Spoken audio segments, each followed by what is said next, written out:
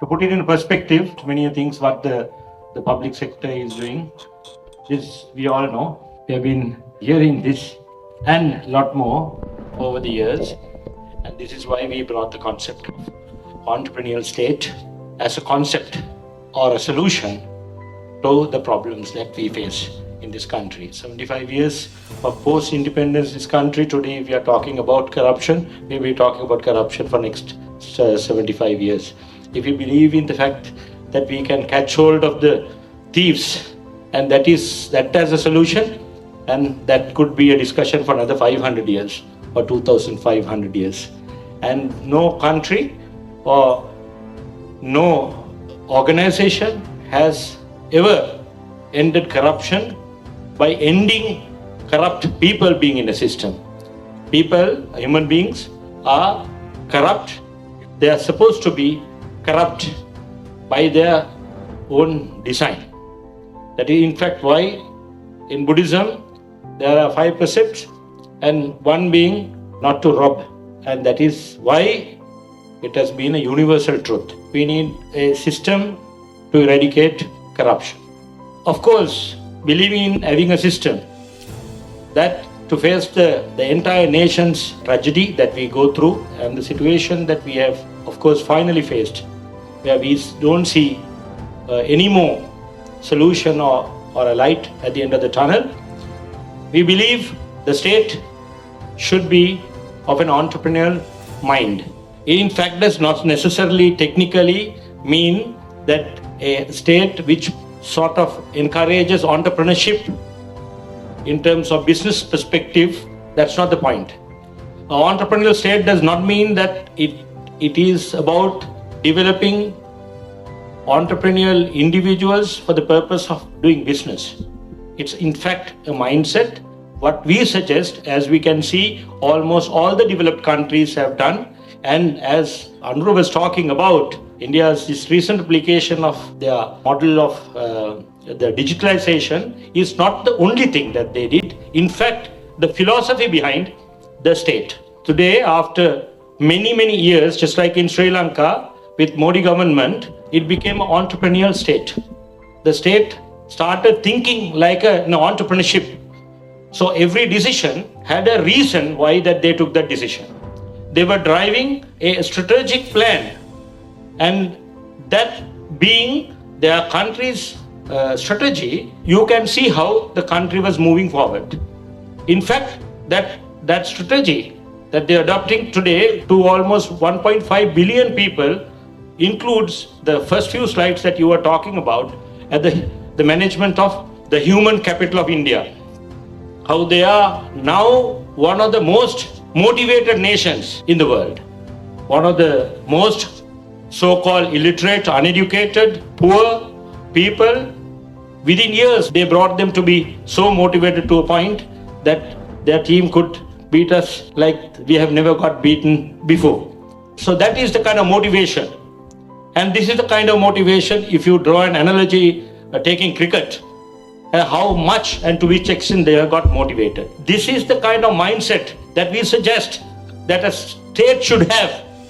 And to have that mindset, and on which that we can develop a strategic plan, where it's a time-bound strategic plan, where every action that we take or where every suggestion that we bring forward should have its own benefits, results, and it should be time-bound.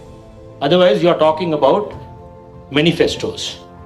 We have got many manifestos in my lifetime of 55 years. As a kid, I have seen Pratipatti Prakashan. So that is not going to take us anywhere. But to end my little speech, I must tell you, and I hope my friend will not misunderstand, that MASIP application was in fact a concept that we developed prior to Mr. Gotabaya Rajapaksa's presidency. In fact, in my mind, I thought I was helping Gotabaya Rajapaksa to come to power to implement that. I only believed in that. I in fact thought, I used to call it Mahavali of Gota, as if, and when Jayaweera became the president, he did only one project right. And that changed Sri Lanka's whatever it is, though I don't like him, and though many of us don't like him. But his Mahavali made a big difference, and he made it, as you can remember, accelerated Mahavali project, Kadinam Mahavali. Otherwise, we would have been doing Mahavali to date also.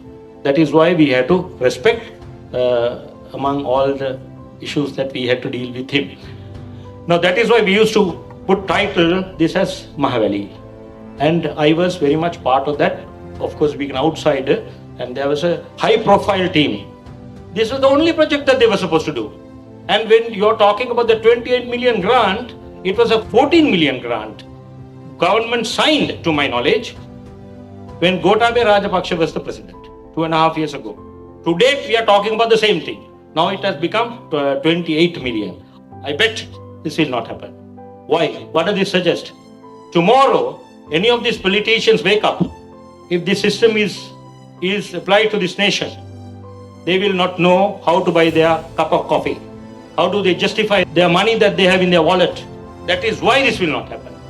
And you're talking about the political will. These politicians will never have that will. Never ever will have it. Including the section of politicians who talk about extreme slogans against corruption. You just tell me, how will they explain their existing lifestyles if there's unique ID and if your every transaction is tracked? The world has not ever catch hold of thieves, as I said. They only stopped how you and I spend money or control. It is not about how you earn. As you know, our good friend Anu Kumara, he goes to Australia and he was impressed with the systems. I would like to remind him that Australia has overcome the corruption by not eradicating corrupt people, but applying a system. So as you know, we are well exposed now to the world these days, as he is traveling across the globe, and we listen to his speeches as he is delivering the speeches in large halls in California, in Washington, in Brisbane, in Melbourne, in Sydney. We don't want to hear that. He had been in this system for 25 years, and I can assure you, he will not be able to explain his existence among other politicians and some other bureaucrats. If you really believe in this country, our motherland to be equally competitive, and we can be proud of this nation, and we need to do one thing.